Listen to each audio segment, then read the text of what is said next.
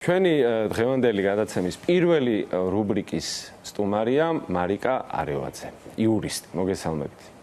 მოგესალმები, ბექა. ნუ ჩვენ საუბარი უნდა გავაგრძელოთ იმაზე, რაზეც ჩემი მონოლოგი იყო, ხო, სინდისის პატიმრებზე და იმაზე ზოგადად რაში ვართ, რაში გვიწევს ცხოვრება, რაში გვაცხოვრებენ, ასე ვთქვათ, ხო? შენ ხარ ზვიად კვარაცხელიას ადვოკატი. მაყურებელმა დარწმუნებული ვარ, იცის, რა თქმა უნდა, რა შეეხება ეს აბსურდი მთლიანად, რაც მის გარშემო ხდება, მაგრამ კიდევ ერთხელ რომ ავხსნათ და ავხსნათ, ვთქვათ, რა ტენდენცია იკვეთება ზოგადად და არა მხოლოდ ზვიად კვარაცხელიას შემთხვევაში. მოგესალმები, ბექა, პირველ რიგში, მადლობა მოწვევისთვის და მე არ შემიძლია ეს ეთერი არ დავიწყო სოლიდარობით ჟურნალისტების მიმართ, განსაკუთრებით ადამიანების, რომელიც ფაქტობრივად ურთულეს პირობებში ახერხებთ, რომ ადამიანებამდე მიიტანოთ სიმართლე და ეს ამ პროპაგანდის ეპოქაში და იმ პროპაგანდის ნიაღვარში, რასაც აქ რეჟიმი ახორციელებს, ძალიან მნიშვნელოვანი საქმეა, ხო? და ამ პროცესში, როდესაც თქვენი ჟურნალისტები, ჟურნალისტები ასევე განიცდით ყველანაირ რეპრესიებს და მათ შორის დაკავებებს. მე როგორც ვიცი, ქეთა ციცქიშვილი, ასევე ვახო სანაია არიან დაკავებული და თქვენი ერთ-ერთი ჟურნალისტია კიდევ დაკავებული, რომელიც ჩართვის სახით ვიტყვი, რომ ქეთას დღეს სულ ცოტა ხანში გაუშვებენ, გაათავისუფლებენ. მე არ ვიცი ის შეძლებს თუ არა ეთერში შემომიერთდეს დღეს, მაგრამ იმედია ჩართვით გვექნება შესაძლებლობა მასთან გასაუბრების. კი, ნამდვილად ყველა მათგანი, რა თქმა უნდა, უახლოეს პერიოდში დატოვებს იზოლატორებს, განსაკუთრებით ვინც ადმინისტრაციულ სახდელების ქვეშ არის, ასე ვთქვათ, თუმცა აქ მნიშვნელოვანია ხაზი გაუსვათ რეპრესიების მასშტაბებს, თუ რა ხორციელდება თავისუფალ საზოგადოებაზე, ადამიანებზე და ასევე მის მიზანს, ხომ? იმიტომ რომ ჩვენ მთელი ამ პროცესის განმავლობაში ვუყურებთ რას? ვუყურებთ პროტესტს, პროტესტი დაიწყო მას შემდგომ, რაც უკვე ხელისუფლების მიტაცება მოხდა 2024 წლის ოქტომბერში საპარლამენტო არჩევნების შემდგომ და უკვე ყოველდღიური უწყვეტი ხასიათი მიიღო 28 ნოემბრიდან, როდესაც ქართული ოცნების პრემიერმა გამოუცხადა საზოგადოებას, რომ თურმე აჩერებს ევროკავშირთან ინტეგრაციას და ამ დროს ევროკავშირთან ინტეგრაცია არის ჩვენი ფილოსოფიური, ასე ვთქვათ, მრწამსის დონეზე გამჯდარი ღირებულება და არჩევანი თაობების კი ბატონო, ისტორიული არჩევანი და ამ დროს, როდესაც დაიწყო პროტესტის პარალელურად, რა თქმა უნდა, ოცნებას უჩნდება შიშები, იმიტომ რომ პროტესტი იწვევს რას? იწვევს ზეწოლას ჯერ ქვეყნის შიგნით და შემდგომ უკვე სანქციებს ქვეყნის გარეთ, ანუ ზეწოლა მოდის ქვეყნის გარედან. ზოგადად ჩვენ ეს თემა რო გავშალოთ, ხო, რაზე დგას რეჟიმი დღეს, ხომ?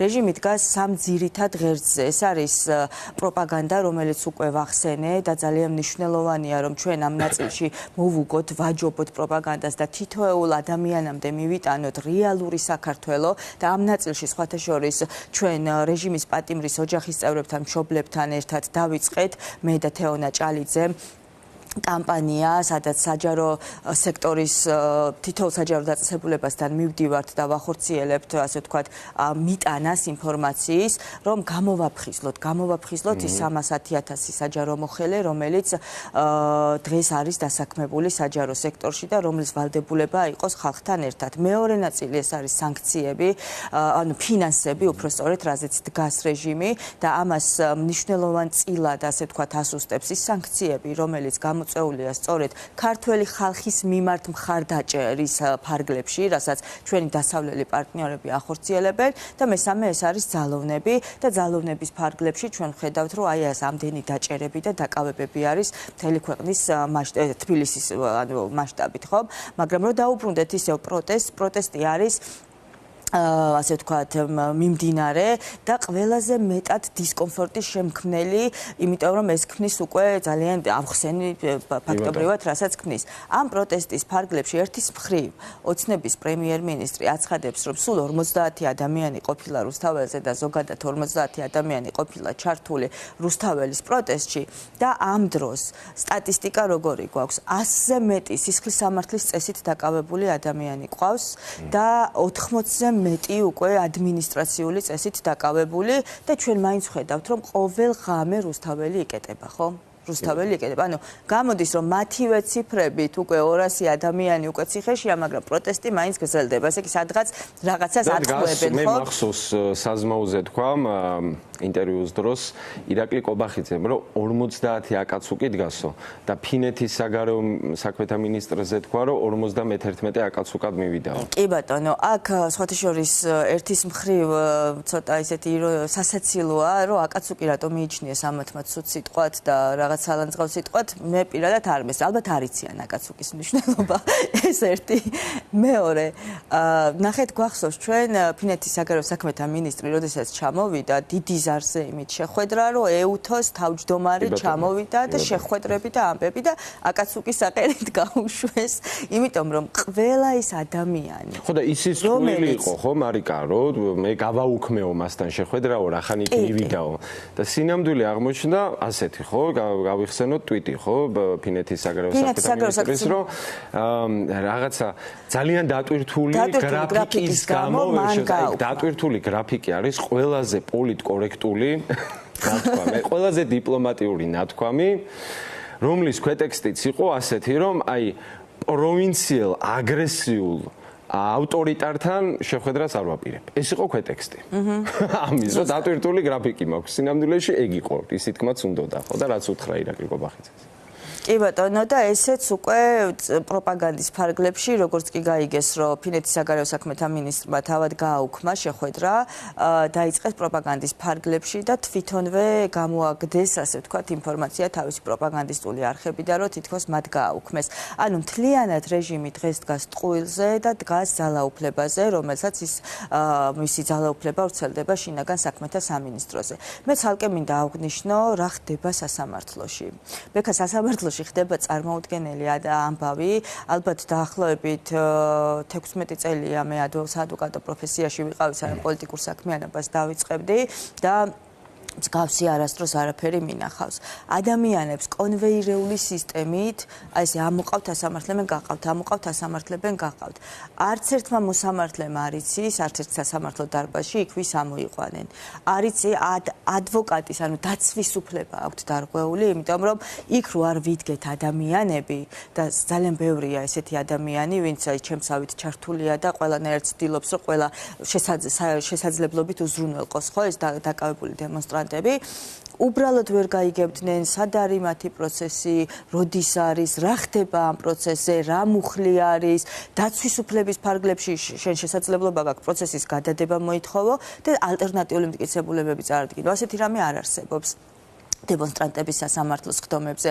შენ უფლება გაქვს განაცხადო, მე როგორც ადვოკატს უფლება მაქვს განაცხადო. ანუ ადვოკატის პროფესია, ну, სხვა პროფესიებთან ერთად ცხადია, აქციეს უბრალოდ ფორმალობად, ხო? ანუ რაღაცა შინაარსი გამოცალეს მის. ყველა პროფესია აქციეს, იმიტომ რომ ადვოკატები კიდევ ვიბრძვით, ცდილობთ და აი თუნდაც რო ვერავინ ვერ გაიგო ეს დღეები რის მიხედვით ეფარდებათ ადამიანებს, იმას მაინც ვამცირებთ და აი მოსამართლის პროფესია აღარ აქვს. ხო, მოსამართლის პროფესია აღარ აქვს. ხო, თქვენს ღირსებას მაინც იცავთ, ხო, პროფესიულს და ადამიანურს და სამოქალაქოს და ასე შემდეგ, ხო და აი მოსამართლეების ამბავი ძალიან ის არის. აი რამდენად მოქმედებს სხვათა შორის მოსამართლეებზე ჩამოვარდა ლაპარაკი და სანქციები. იმიტომ რომ მე ვიცი ერთი შემთხვევა, თუ არ ვცდები, ზუსტად არ ვიცი, მაგრამ ნინო გალუსტაშვილს უნდოდა ჩასვლა ჩეხეთში თუ ეგეც არ ვიცი ის მოკლედ ისეთი ამბავია ძალიან წუხდებია ხო იმიტომ რომ ემიგრანტი ოჯახის წევრები ყავთ და ის ქვეყნები სადაც მათი ოჯახის წევრები არიან ასანქცირებენ კი ბატონო და აღარ უშვებენ ქვეყანაში ეს რამდენად რამდენად შეიძლება ამან შეუქმნას დისკომფორტი ვთქვათ რეჟიმის მოსამართლეებს რა თქმა უნდა სანქციები ქმნის დისკომფორტს რაც არ უნდა დააჯერონ ადამიანები რომ თითქოს ეს არაფერია სინამდვილეში ეს პირდაპირ ქმნის დისკომფორტს ერთი უკმაყოფილებას მეორე და ერთმანეთის მიმართ უკვე უნდობლობას ხომ და რატომ ნებისმიერ ადამიანს რომელსაც დღეს რეჟიმთან არის გარიგებული ამას აკეთებს პირადი ინტერესის და რაღაცა სარგებლის გამო ხომ და ამ სარგებლის მიღებით მერე შემდგომ უნდა რომ ეს ცხოვრება გაატაროს ევროპაში, რუსეთში კი არ უნდა წასვლა, ევროპაში უნდა წასვლა, კვალიფიკაციის ამაღლება იქ უნდა, დასვენება იქ უნდა, გართობა იქ, ყველაფერი იქ უნდა, ხო? და მაშინ, როდესაც ამ მიღებული სარგებლის რეალიზებას ვერ ახდენს ისე, როგორც მას სურს, რა თქმა უნდა, ეს დისკომფორტია. ანუ რაღაცა სასწორის როდესაც მნიშვნელოვანი შეხვედრები გაიმართება მოსამართლეების კონფერენციები თუნდაც, სადაც რეალურად ხდება პროფესიის განვითარება, ახალი პრაქტიკის შექმნა, ახალი პრაქტიკის დანერგვა, იქ ვერ წავა. ხო, უნდა თან ამის ნაწილი იყოს. რა თქმა უნდა. მაგრამ აი სასწორის იმაზე, ხო, პინაზე დევს ერთი მხრივ ეს ყველა სიკეთე და სათნოება, რაც ჩვენ ჩამოთვალე და მეორე პინაზე დევს ჯამაგირი, რომელსაც თქვათ ეგრეთ წოდებული ხელისუფლება მას ურიცხავს, ხო? რაღაცა ხელფასი ხო აქვთ, ვიცით რო აქვთ ხელფასი, მაგრამ ამას გარდა მათ თქვათ არაოფიციალურად 2, 3, 10 იმდენი ექნებათ დარწმუნებული ვარ, ხო? ანუ ამაში ცულია. დარწმუნებით არ ვიცი, იმაზე ვერ ვისაუბრებ, თუმცა რა თქმა უნდა, რომ არა პირადი სარგებელი, უბრალოდ შეუძლებელია მოსამართლემ ასე ღიად და აშკარად თქვას უარი ღირსებაზე, მართლმსაჯულებაზე, სამართლიანობაზე და თავის როლზე მთელს ამ პროცესში. სასამართლოს აკისრია უმნიშვნელოვანესი როლი. სასამართლო არის ხელისუფლების შტო. ანუ სახელისუფლებო ფუნქციებით არის მართლმსაჯულების განმახორციელებელი ორგანოა, რომელსაც აკისრია ვალდებულება, რომ ქვეყანაში უზრუნველყოს დემოკრატია და ადამიანის უფლებები. იმიტომ რომ მას შეუძლია კონტროლი, რამდენად სწორ კანონებს იღებენ და მე ამ კანონების, სწორი კანონების რეალიზება რამდენად ხდება, ხომ არ ირღვევა ვინმეს უფლება. აი ამის კონტროლის რესურსი აქვს. მოსამართლეს შეუძლია იქ რომ მიდის შინაგან საქმეთა სამინისტროს თანამშრომელი თუ პროკურორი უკანონო დაკავებებით, გაუმართავი საქმეებით და ცრუ ბრალით თავში ჩაურტყას, ესე ცხვირში აარტყას ის თავის საქმე გადატანითი მნიშვნელობით, ცხვირში აარტყა რა თქმა უნდა, ნათქვამი, იმიტომ რომ არ დაუკმაყოფილოს. პირდაპირ უთხრას, რომ აი ამ სისულელეს, აბსურდს არ გიკმაყოფილებ, იმიტომ რომ შენ არც საქმე გაქვს მომზადებული, არც კვალიფიკაცია გაქვს და უდანაშაულო ადამიანი ყავს მოყვანილი და ეს იცით რას გამოიწვევს? რეპრესიები აღარ იქნება.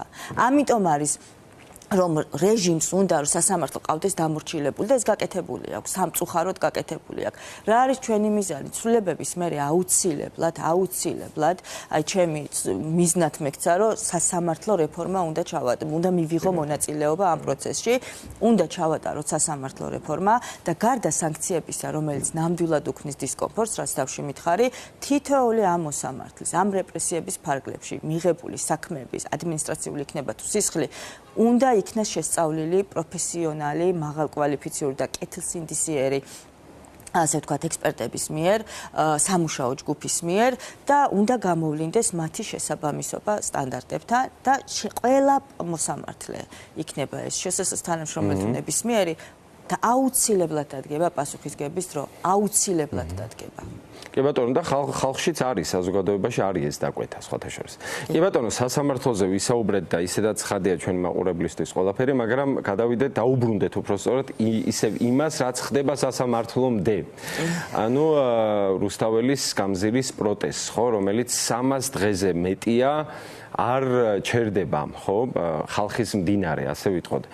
ხანდახან ცოტავდება, ხანდახან ბევრდება და ასე შემდეგ. ეს არის რაღაცა ცოცხალი ორგანიზმი, რომელსაც აქვს თავისი ხასიათი. ხანდახან იწყენს, ხანდახან ძლიერდება, ხანდახან ისე, ხანდახან ასე, ხო?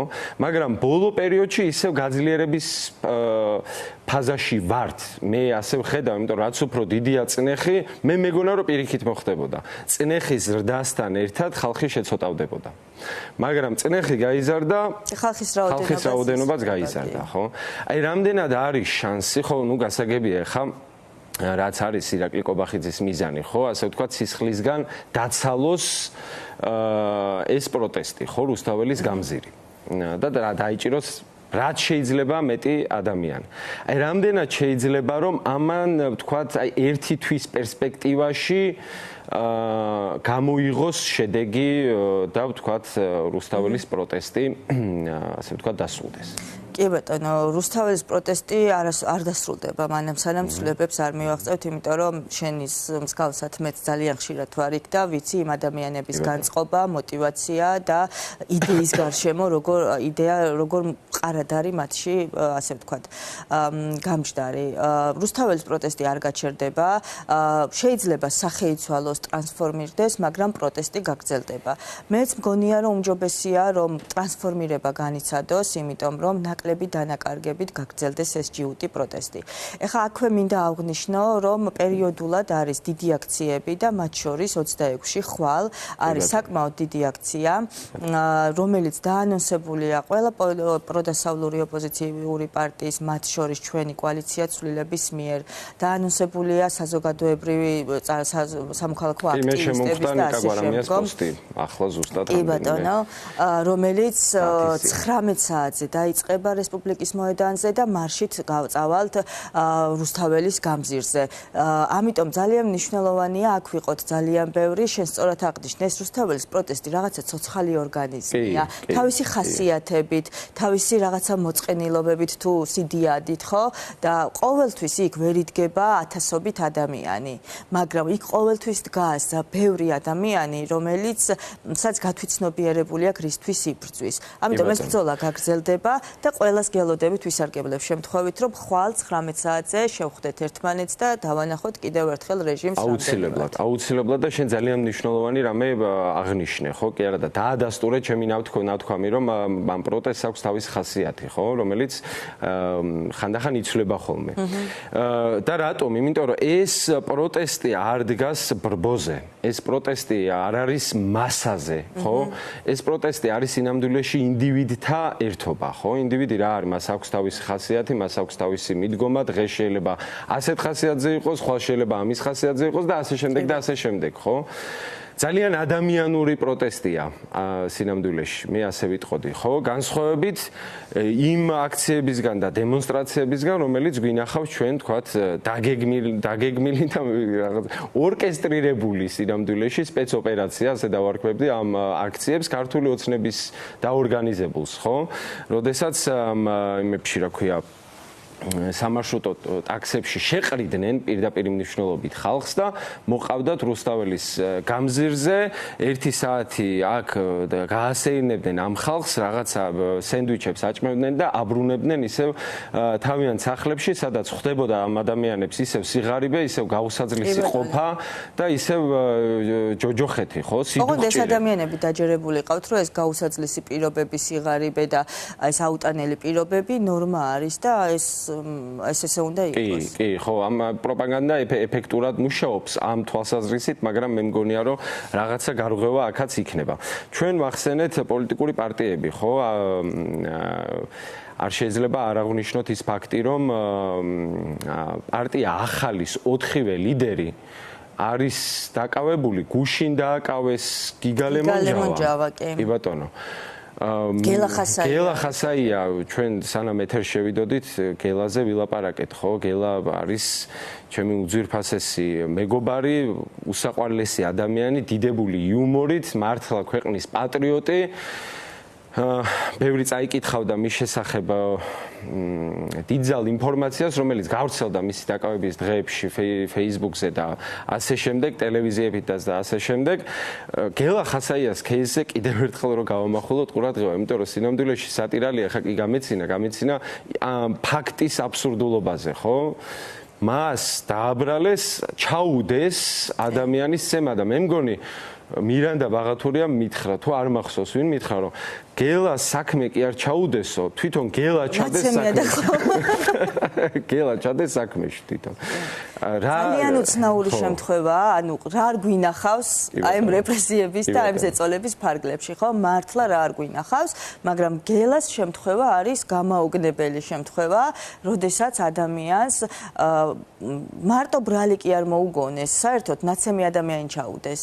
შეიძლება ასე ითქვას, ცოტა ესეთი უტრირებულად რო ვთქვათ, ხო? იმიტომ რომ დააბრალეს, რომ სადღაც ვიღაცა მაღაზიასთან შეხვდა, რომელსაც მერე სცემა თურმე გელამ ხელი მოსტეხა. ოღონდ ამის არც კამერები არსებობს, არც მოწმეები არსებობს, არავინ არ არსებობს, მარტო არსებობს 2 ნათესავი, ორი ადამიანი, ეს ბიჭები, ვინც იქ იყვნენ, რომელიც ამბობს, ერთი ადასტურებს, რომ კიო გელამცემაო და მეორე ამბობს, რომ კიო მეცემესო. ხო, ნუ სიგიჟეა, წარმოუდგენელი ამბავი, აქ შენი ეთერით მინდა ვისარგებლო და მოვიკითხო გელა, აუცილებლად მოვინახულებ მას უახლოეს პერიოდში, უბრალოდ ძალიან დაძაბული სიტუაცია გვაქვს. ჩემი დიდი პატივისცემა და მოკითხვა მას, ასევე მინდა ჩვენი ლიდერებზეც აღვნიშნო, ნამდვილად კოალიციაცვლების 4-ვე ლიდერი. სოლიდარობა 4-ვე ნიკამელიანი, ლიდერს. კაგვარამია, ზურაგირჩი ჯაფარიძე, ელენე ხოშტარია, რისთვის არიან ციხეში და ღარიბაშვილი ახლა ამ ხელა მილიონების მეტაზე არის გარეთ. მარიკა, ძალიან დიდი მადლობა. ბოლო წინადადებას ვიტყვი თუ შეიძლება და დავასრულოთ.